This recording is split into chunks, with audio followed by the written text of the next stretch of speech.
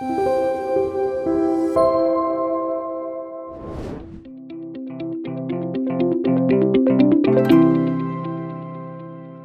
크게 두 번째로 그리스도 안에서 누리는 놀라운 하나님과의 관계를 살펴봅시다. 전에는 이랬던 우리가 이제 너희에게 어떤 일이 일어났는가? 먼저는 로마서 5장 10절 11절에 하나님은 그리스도 안으로 들어온 우리에게 일어난 놀라운 선물과 축복을 이렇게 표현합니다.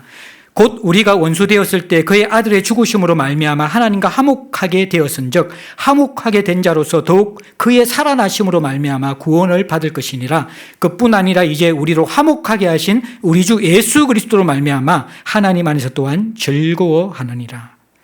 자, 우리가 딱 한 단어로 설명하는 것은 에베소서는 진노의 자녀였죠. 로마서 5장에서는 우리가 원수되었다라고 이야기해요. 그리스도 밖에 있을 때. 그런데 원수되었던 우리가 10절, 11절에 세 번 등장하는 반복된 단어가 있습니다. 뭡니까? 화목하게 된 자. 이제 원수된 우리, 진노의 자녀였던 우리가 그리스도 안으로 들어오면 화목하게, 화해하게 되었다라고 이야기하는 거예요. 자, 얼굴을 돌린 관계에서 얼굴을 마주 볼 수 있게 되었다라는 거예요. 원수였던 우리가 이제는 사랑의 관계가 되었다는, 연인의 관계가 되었고 자녀의 관계가 되었다라고 성경은 이야기하고 있습니다. 무엇 때문에요? 우리 편이 아니라 값비싼 그의 아들 예수 그리스도의 생명을 통해서 우리는 원수에서 자녀로서 연인으로 화해하게 되었다라는 거예요. 그런데 그 화해한 우리에게 주어지는 것은 진노 속에 있는 허무와 공허와 무목적이 아니라 11절 후반절에 보면 하나님 안에서 또한 즐거워하느니라. 드디어 우리에게 그리스도 안에 들어올 때에 그동안 누리지 못했던 전천후 즐거움, 샘솟도 다는 즐거움, 빛바래지 않는 삶의 소망과 즐거움이 그리스도 안에서 주어졌다라고 성경은 이야기하고 있다라는 거예요. 여러분들, 얼굴을 돌린 관계에서 화해할 때에 인간이 누리는 축복을 아십니까? 하나님과 얼굴을 돌린 관계에서 그분의 얼굴을 볼 때에 우리 속에 있는 벅찬 감격과 말할 수 없는 그 넘치는 그런 사랑받는 느낌을 여러분들은 아십니까? 제가 이전에 선교단체 사역을 할 때에 의료인들, 다시 말해 의사들과 간호사들 수련회 가서 메시지를 전했습니다. 그런데 한 자매가 와서 자기가 간증을 하고 싶다라는 거예요. 근데 그 자매의 간증은 그런 내용이었습니다. 아버지가 알코올 중독자입니다. 엄마는 거의 집에 잘 안 들어옵니다. 매일 밤마다 아버지는 술에 취해서 직기를 부수고 고함을 치고 자기의 분노를 조절하지 못하면서 집안을 난장판으로 만듭니다. 그게 수십 년의 시간이 지난 것이죠. 어릴 때부터 이 자매는 그 아빠를 보고 자라왔습니다. 대학생이 되었습니다. 의료인이 되었습니다. 그런데 하나님을 만났죠. 하나님의 마음속에서 말씀을 볼 때마다, 기도를 할 때마다 부담을 주십니다. 내가 원수된 너를 사랑했는데 너도 원수 같은 아빠를 사랑할 수 없겠니? 자꾸 그 생각이 드는데 밀어내었어요. 그러다가 도서관에서 하루는 공부를 하는데 더 이상 공부를 할 수 없는 거예요. 그 마음의 부대낌 때문에. 너는 원수된 아빠를 사랑할 수 없니? 내가 너를 사랑했는데. 그 말이 계속 맴돌아서 이 자매가 도서관에서 가방을 사고 조금 일찍 집으로 돌아와서 아니나 다를까 아버지는 술에 취해서 방에 나동그러져서 잠들고 있고 오후가 되었는데도 그때 주섬주섬 부엌에 들어가서 여기저기 반찬을 만들고 따뜻하게 밥을 지었습니다. 그리고 저녁 때 된장을 끓이고 콩나물을 무치고 반찬을 내서 식탁을 차렸습니다. 아빠와 딸이 하는 몇십 년 만에 식탁 자리이죠. 아버지를 깨웠어요. 아빠 밥 같이 먹어요. 아버지가 어리둥절합니다. 술도 채 깨지 않은 채 자리에 앉는데 분위기가 심상치 않아요. 이 딸이 용기를 내어서 아빠 오늘 저녁은 내가 해봤어. 먹어봐요. 아빠가 밥을 못 뜹니다. 한참 그대로 있습니다. 그러니까 밥 한번 떠보라 그러니까 아빠가 한 숟갈을 겨우 뜹니다. 그러니까 이 딸이 반찬 하나를 딱 집어가지고 용기를 내어서 이거 아빠 내가 한 반찬이야. 먹어봐 올려주는 거예요.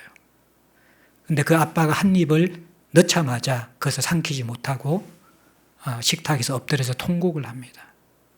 통곡을 하면서 미안하다. 정말 미안하다.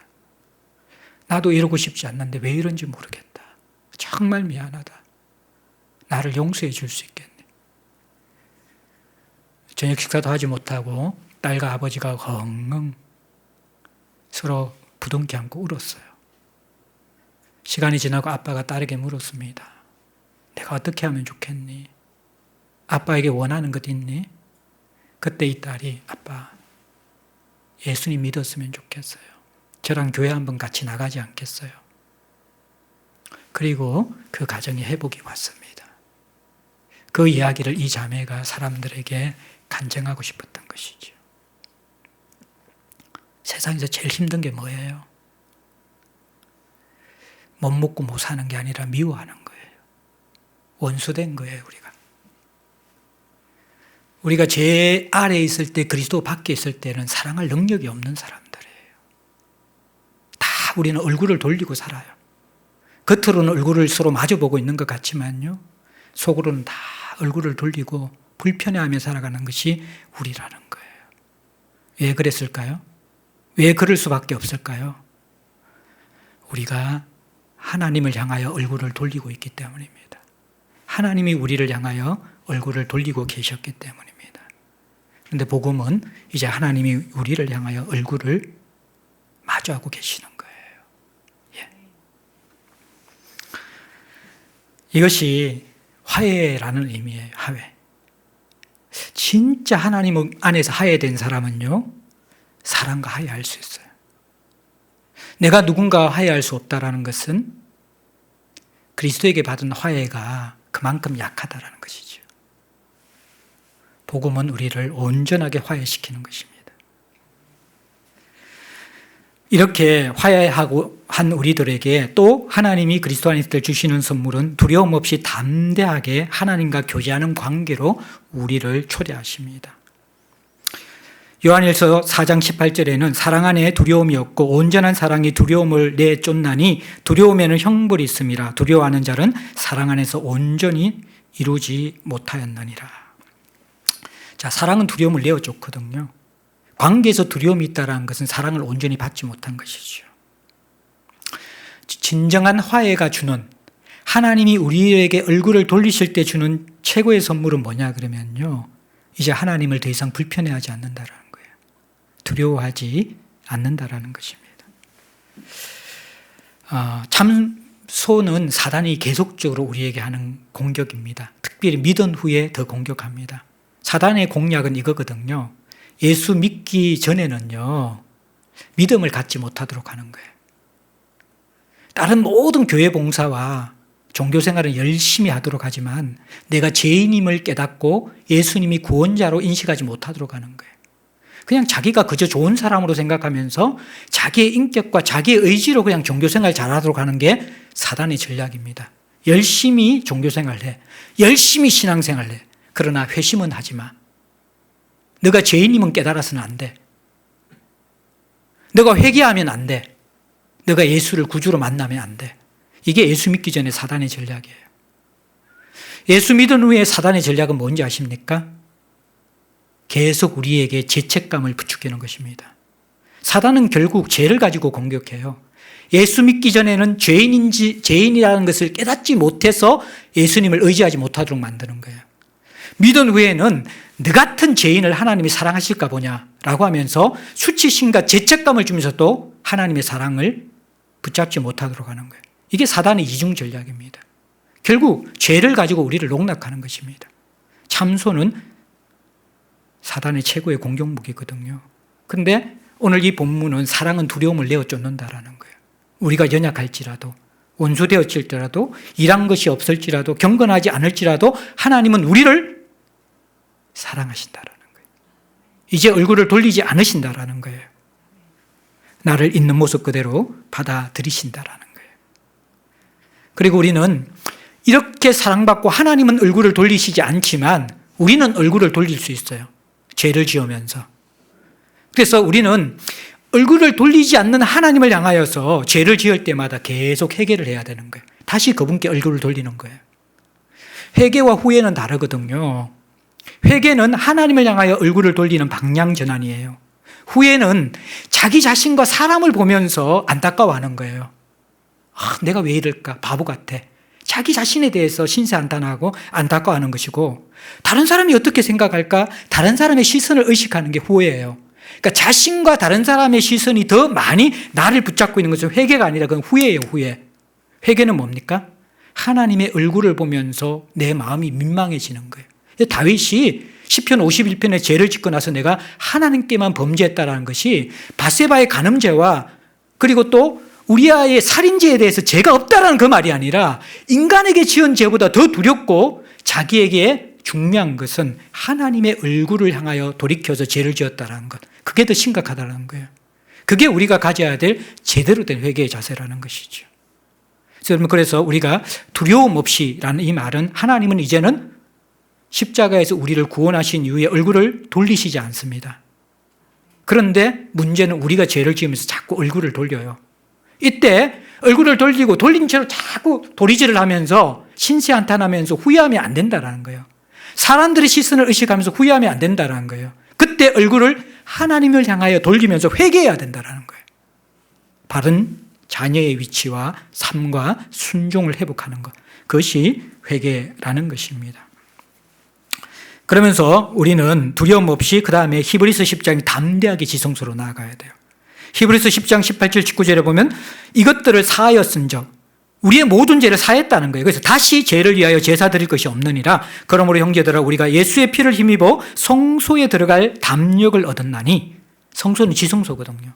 구약에서는 여기에 들어가면 죽었어요. 그런데 그리스도의 피를 힘입어 이제는 우리는 누구도 두려움 없이 죽을 그러한 두려움 없이 지성소로 들어갈 수 있는 새롭고 산 길이 열려졌다라고 그렇게 성경을 이야기합니다.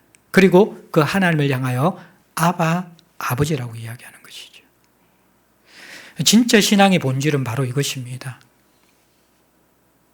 얼굴을 돌려 나를 향하신 하나님, 그 하나님을 날마다 쳐다보면서 살아가는 것, 그게 신앙이거든요. 근데 그 하나님의 얼굴은 쳐다보지 않고 자기 혼자 열심히 살아가는 거예요. 종교생활. 거기서 하나님의 풍성함을 못 누리는 거예요. 하나님의 얼굴을 쳐다보며 살아가게 되어질 때 우리는 어떻게 되어집니까? 소외가 이제는 우리에게 따뜻한 친밀함으로 채워지는 거예요. 두려움이 사랑으로 녹여지는 거예요. 하나님을 향하여 주저주저하는 우리의 마음속에 담대하게 지성도로 나아가 그 하나님을 아바, 아버지로 부를 수 있는 우리 안에 놀라운 하나님을 향한 신뢰와 친밀함과 간절함이 우리 안에 일어나는 것입니다. 그러면서 결국 마지막으로 우리에게 주어지는 가장 놀라운 축복을 이미지한 것이 시편 131편입니다. 131편 2절에 보면요. 실로 내가 내 영혼으로 고요하고 평온하게 하기를 젖된 아이가 그의 어머니 품에 있음 같게 하였나니 내 영혼이 젖된 아이와 같도다. 이 젖된 아이는요, 젖을 먹고 있는 아이가 잠시 젖을 먹지 않는 상태에서 품에 안는 그 모습이 아니라 젖을 완전히 떼고 이유식을 먹는 아이를 젖된 아이라고 합니다. 젖된 아이는 특징은 뭐냐 그러면요, 엄마 품에 안길 때 이게 젖을 떼지 못한 아이는요, 배가 고프면 엄마 품에 안겨 있어도 앙탈을 부리거든요. 젖을 달라고. 근데 젖된 아이는요, 엄마 품에 안겨 있으면요, 항상 고요하고 평온한 안식을 누린다라는 거예요. 그래서 원수되었던 우리가, 진노의 자녀였던 우리가 이제는 딱 하나의 이미지를 떠올린다면 어떤 이미지? 엄마 품에 안겨 새근새근 고요하고 평안하게 잠들어 있는 젖된 아이의 이미지. 이게 여러분들 그리스도 안에서 우리가 가지고 있는 모습이라는 거예요. 여러분, 세상에서 이것보다 더 행복하고 친밀하고 가득 채워지는 관계가 있을까요? 엄마의 품에 안겨있는 아이의 행복함과 안정감보다 더 놀라운 게 있을까요? 하나님이 바로 우리 성도들을 이렇게 품고 계시는 것. 이것이 그리스도를 믿은 이후에 우리의 참모습이라고 성경은 분명히 가르쳐 준다라는 거예요. 이것도 제가 한번 예하로 간증을 했는데, 제 이 손가락이 지금도 보면 선명하게 선이 그어져 있습니다. 이유는 제가 6살인가 7살 때 친구 집에 놀러 갔다가 나무 대문에 손이 찧어서 손가락이 떨어졌기 때문입니다. 그 친구 집이 정말 잘 살았어요. 친구가 가지고 있는 이게 장난감이 제가 6살, 7살 때에 이 페달을 밟아서 앞으로 가는 자가용 장난감을 가지고 있는 부잣집이었습니다. 거기에서 놀다가 나오는데 그 집 식모가 내가 다 나가기도 전에 아주 옛날에 굉장히 무겁고 두꺼운 나무 있잖아요. 나무문. 그걸 꽝 닫으면서 제 손가락이 거기에 찧어졌는 거예요. 그리고 저는 이제 그냥 울면서 집으로 왔어요. 아마 지금 생각 그 식모가 너무 놀라가지고 그냥 도망쳐 버렸던 것 같아요. 그냥 들레들레 이렇게 손을 붙잡고 집에 와가지고 엉엉 울고 있으니까 엄마가 놀라가지고 집 앞 병원에 갔어요. 지금도 생각나요. 이렇게 이 수술 바늘이 이렇게 낚시줄처럼 구릿빛인데 딱 이렇게 굽어져 있더라고요. 그걸 가지고 이렇게 꼬매더라고요. 꼬매고 집에 오니까 그 집에서 이게 집에다가 이렇게 줄줄 했는 계란 두 그루미를 가지고 오더라고요. 제가 6살 때 그 계란 꾸물이면 거의 뭐 이게 1년에 한 번 먹을까 말까 한 계란, 아프면서도 제가 굉장히 효도한 느낌이 들었어요. 근데 밤에 잠을 못 자겠는 거예요. 이게 막 손이 쓰라려고 아파가지고 밤새도록 울었는데 그때 어머니가 저를 등에 업고 나서 제가 잠들 때까지 동네를 계속 돌아다니시는 거예요.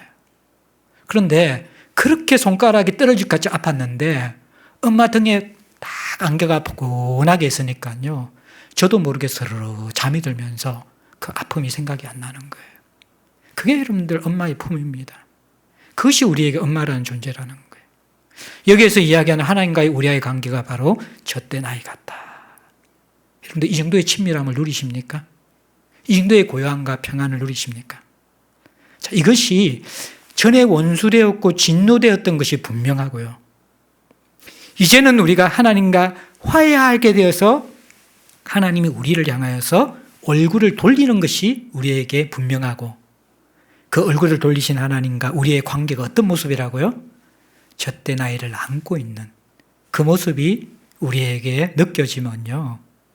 우리가 하나님과의 풍성한 관계를 누리지 못하는 것이 이상한 것 아닌가요? 성경은 이렇게 분명히 이야기하는데 왜 우리는 이것을 나의 것으로 잘 누리지 못할까요? 이 부분을 다음 시간에 살펴보겠습니다.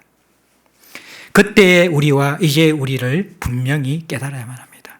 이것이 선명할 때 우리는 놀라운 하나님의 은혜에 감격하게 됩니다. 조준모 씨가 작사 작곡한 십자가에서 이 노래는 그때의 우리와 이제의 우리를 분명하게 표현해 줍니다. 십자가에서 그는 내 이름 바꾸셨네. 십자가에서 그는 내 이름 바꾸셨네. 고아에서 아들로, 거절에서 용납으로, 죄인에서 의인으로 바꾸어 주셨네. 십자가에서 그는 내 이름 바꾸셨네. 십자가에서 그는 내 이름 바꾸셨네. 저주에서 축복으로, 원수에서 연인으로, 창기에서 신부로 바꾸어 주셨네. 십자가에서 그는 내 이름 바꾸셨네. 십자가에서 그는 내 이름 바꾸셨네. 음악이 나오죠. 다 들려주고 싶은데 유튜브 찾아서 한번 들어보십시오. 우리 인생에 그리스도 안에서 어떤 일이 일어났는가 우리는 분명하게 알게 될 것입니다. 성도의 삶은요, 시간이 갈수록 가나안의 혼인잔치의 포도주와 같아야 돼요. 어때요? 가나안의 혼인잔치는 처음 것보다 낮은 것이 더 풍미가 더했잖아요. 최상급 포도주가 되었잖아요. 이게 정상적인 거예요. 원수에서 젖된 아이로 더 친밀해지는 것이지. 이 코로나 시기에 사랑하는 우리 제자들 공동체의 형제 자매들이 예수 밖에 있었던 우리의 처참한 절망의 상태와 이제 그리스도 안에 우리에게 주어진 이 놀라운 하나님과의 관계의 친밀함과 풍성함을 제대로 깨닫고 여전히 얼굴을 돌릴 상태로 살아가고 있다면 이제는 얼굴을 돌리신 하나님을 향하여 우리도 얼굴을 돌리고 젖된 아이의 모습으로 먼저 하나님의 사랑을 받는 것부터 신앙의 첫걸음을 시작할 수 있기를 주의 이름으로 축복합니다.